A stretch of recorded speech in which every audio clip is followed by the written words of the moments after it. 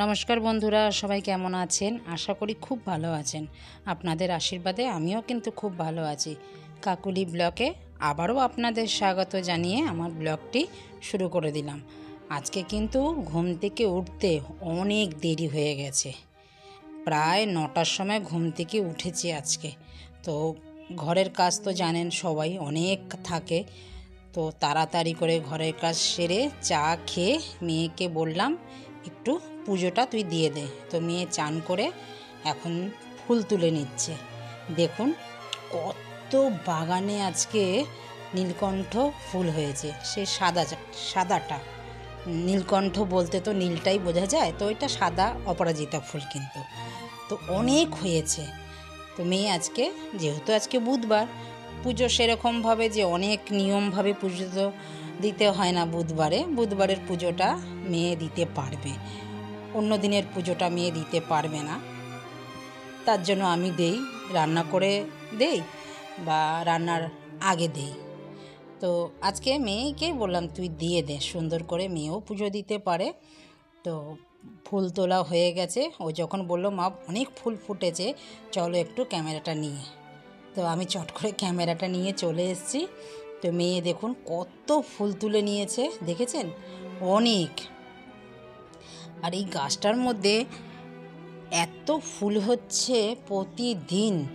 আগে তো প্রথম যখন একটুখানি গাছটা ছিল তখনই 3-4-5টা করে ফুটতো।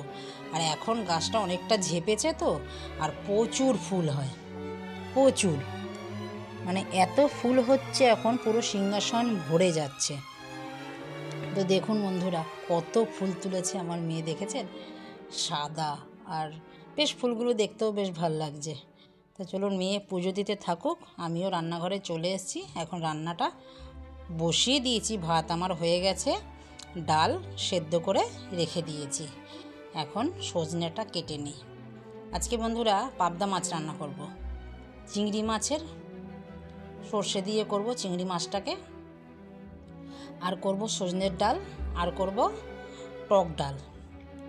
তো পুরো ভিডিওটা কিন্তু বন্ধুরা দেখতে থাকুন আমি কি করি। বন্ধুরা ভাবছেন তো 2 রকমের ডাল কেন? 2 রকমের ডাল বলতে আপনাদের দাদা টক ডাল খেতে পারে না, প্রচুর মিষ্টি দিতে হয় টক ডালে। তো যেহেতু হার্টের পেশেন্ট, তো বেশি মিষ্টি খেলে পরে আবার তো সুগারের চান্সটা বেশি থাকে। যে হার্টের পেশেন্ট যারা থাকেন তারা তো জানেন। তো তার জন্য আমরা খাবো মা মেয়েতে টক ডাল, আর আপনাদের দাদাকে দেব সজনে ডাঁটা ডাল করব। সজনে ডাঁটাটা খাওয়াও খুব ভালো, ওর পক্ষে তো খাওয়া খুবই ভালো। তো সজনে ডাঁটা কেটে নুন আর হলুদ দিয়ে দিলাম, দিয়ে এবার এটা সেদ্ধ হতে থাকুক। চলুন এই ফাঁকে আমাদের ডালটা যে বানাবো সেই আমটা কেটে নিই। এই আমটা এনেছে সেদিনকে দাদা, কিন্তু টক আটি হয়ে গেছে এর মধ্যে। মোটেও আমি না, আমার বটি কিন্তু ভালোই ধার, তারপরে এই আটি আমি কাটতে পারছি না, এতটাই শক্ত। এই আম দিয়ে মোরব্বা করলে কিন্তু খুব ভালো হবে। আমের মাংসগুলো বেশ অনেকটাই আঁশ না। এই রকম আম যদি পাওয়া যায় গোটা গোটা মোরব্বা, বন্ধুরা আমি করে দেখাবো আপনাদের, যদি পাওয়া যায়। এইরকম ভেতরে দেখুন একটু পেকেও গেছে কিন্তু একদম শক্ত, একটু কালারটাও হয়েছে ভেতরে। এই রকম আম চাই মোরব্বা করার জন্য, খুবই ভাল লাগে খেতে মোরব্বা। যদি পাই আমি বানাবো, আপনাদের সাথে শেয়ারও করব। তো চলুন আমার কিন্তু আম কাটা হয়ে গেল, 2টো লঙ্কাও কেটে নিলাম। এইবার নুন আর সামান্য একটু হলুদ দিয়ে ওই গ্যাসটার মধ্যেও বসিয়ে দিই, তবে তাড়াতাড়ি রান্না হয়ে যাবে। বুঝতেই তো পারছেন 2 রকমের ডাল, পাবদা মাছ, আবার সর্ষে দিয়ে চিংড়ি। তো আমার কিন্তু বসিয়ে দিলাম, একটু নুনও দিয়ে দিলাম, একটু হলুদও দিয়ে দিলাম। এবার আমার দেখুন সজনে ডাঁটা কিন্তু সেদ্ধ হয়ে গেছে। এবার চলুন ডালটাকে দিয়ে ডালটাকে এবার সাঁতলে নেব। আচ্ছা বন্ধুরা, একটা কথা আপনাদের কাছে জিজ্ঞাসা করি, আপনারা সজনে ডাঁটার ডালে কি কি ফোড়নে দেন? আমরা তো সম্বার বলি, আপনারা ফোড়ন বলেন। বাঙাল ভাষায় কিন্তু সম্বার বলে বা সাতলে নেওয়া বলে। তো আমি এখন মসুর ডাল দিয়ে কিন্তু বানাবো, দুটো ডাল মসুর ডাল দিয়েই বানাবো। তো অর্ধেক ডাল একসাথেই সেদ্ধ করেছিলাম ছোট্ট প্রেশার কুকারটার মধ্যে, একসাথেই সেদ্ধ করেছি। তো হাফ হাফ করে নিয়েছি। এবার হাতার একটা দিয়ে পেছনটা দিয়ে ডালগুলো বেশ ঘুটে দিচ্ছি। প্রেশার কুকারে ডাল সেদ্ধ করলে একদম গলে যায় আর ঘুটনি দিতে লাগে না। তো চলুন ডালটা সেদ্ধ এবার সাঁতলে নিয়ে আগে দিয়ে দিলাম শুকনো লঙ্কা আর কালো জিরে। এবার ডালটাকে ঢেলে দিলাম। এবার যখন একদম বকবক করে ফুটে উঠবে তারপরে ডালটাকে নামিয়ে নেব। আমার হয়ে গেল সজনে ডাঁটার ডাল। খেতে কিন্তু অসাধারণ লাগে, বানিয়ে খাবেন। এবার চলুন আবারও কড়াইটা ধুয়ে বসিয়ে দিলাম। এবার দিয়ে দিলাম দুটো শুকনো লঙ্কা, দিয়ে দেব সর্ষে ফোড়নে। সর্ষে ফোড়নে দিয়ে সর্ষেটা যখন চটর চটর করে ফেটে উঠবে বোঝা যাবে সর্ষেটা হয়ে গেছে। এবার দেব আমডালটা ঢেলে। একদম যখন গরম টকবক করে যখন ফুটে উঠবে এই রকম ডাল কিন্তু খেতে খুব স্বাদ হয় আর স্বাদ ওঠে ডালের, এইভাবে ফুটে উঠলে ডাল। তো আমার ডালও কিন্তু হয়ে গেল। এবার চলুন কড়াইটা ধুয়ে আবারও বসিয়ে দিই। কড়াইটা বসিয়ে দিই, ততক্ষণে সর্ষে বেটে ছেঁকে নিয়েছি জল দিয়ে। দেখুন কত খোসা সর্ষের, ওটাকে ফেলে দেব। ওটা খেলে পরে পেট ব্যথা করবে। কড়াই গরম হয়ে গেছে, তেল দিয়ে দিলাম। তেলও গরম হয়ে গেছে, দিয়ে দিলাম কালো জিরে ফোড়নে। দেওয়ার পর এবার দিয়ে দেব মাছগুলো। নুন হলুদ মেখে রেখে দিয়েছিলাম চিংড়ি মাছগুলোকে।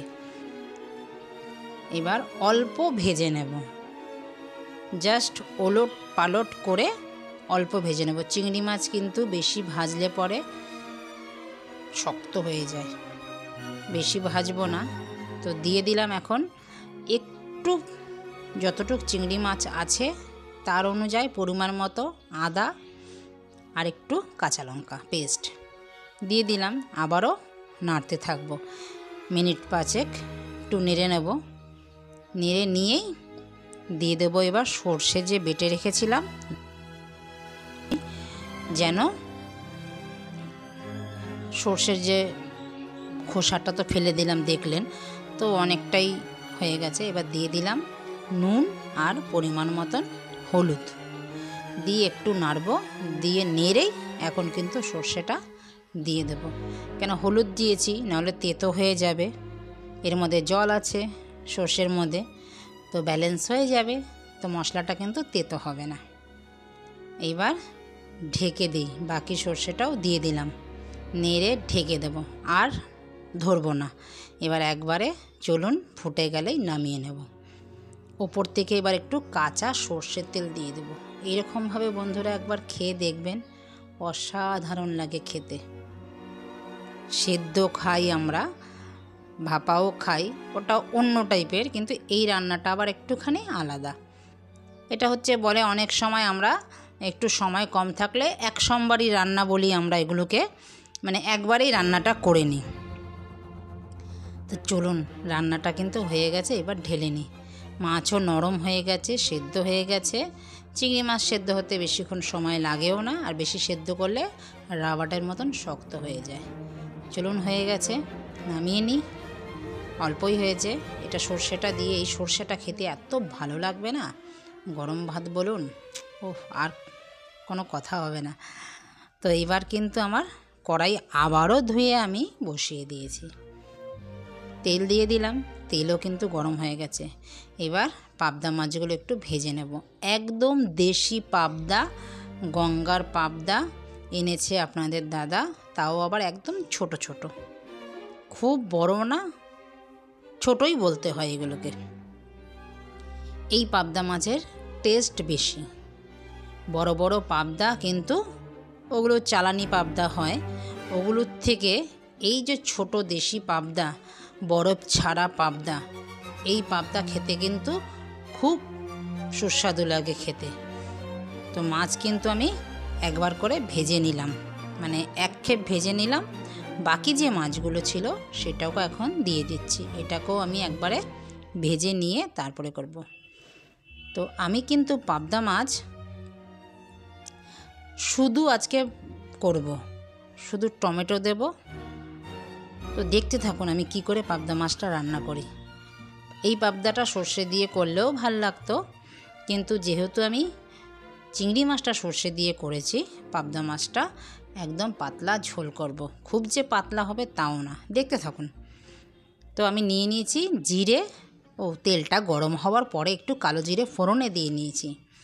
দেওয়ার পরে প্রতিদিনের যা মশলা আমি দেই, হলুদ, নুন, একটু জিরের গুঁড়ো আর লঙ্কা পেস্ট দিয়ে দিলাম। মশলাটা যখন একটু ভাজা ভাজা হয়ে গেল, এইবার দিয়ে দিলাম টমেটোগুলো বেশ কয়েক মিনিট ধরে নাড়বো, মশলাগুলো একদম কষানো হয়ে যাবে।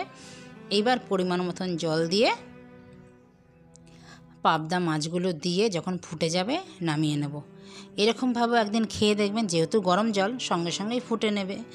আর তারপরেই মাছগুলো দিয়ে দেব। মাছগুলো ফুটুক, এবার নামিয়ে নেব। তো বন্ধুরা, ভিডিওটা আপনাদের কেমন লাগলো? যদি ভালো লেগে থাকে লাইক, কমেন্ট, শেয়ার করতে কিন্তু ভুলবেন না। আর ভিডিওটা যদি ফেসবুক থেকে দেখে থাকেন, পেজটিকে ফলো করবেন। ইউটিউব থেকে দেখে থাকলে চ্যানেলটিকে সাবস্ক্রাইব করে রাখবেন। পাশে থাকা বেল আইকনটি প্রেস করে রাখবেন। আমি যখন এইরকম সুন্দর সুন্দর ভিডিও আপলোড দেব, আপনাদের মূল্যবান সময় অনুযায়ী আপনারা দেখতে পারবেন। তো বন্ধুরা, দেখা হচ্ছে পরবর্তী ব্লগে।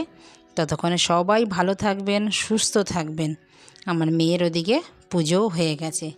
এবার চলুন খাওয়া দাওয়াটা সেরে নিই। আমার কিন্তু মাছের ঝোলও হয়ে গেছে। তো দেখা হচ্ছে আবারও নতুন একটি ব্লগ নিয়ে আসব। ততক্ষণে সবাই ভালো থাকবেন, সুস্থ থাকবেন। আর ভিডিওটা কেমন লাগলো লাইক, কমেন্ট, শেয়ার করে জানাবেন। নমস্কার, টাটা।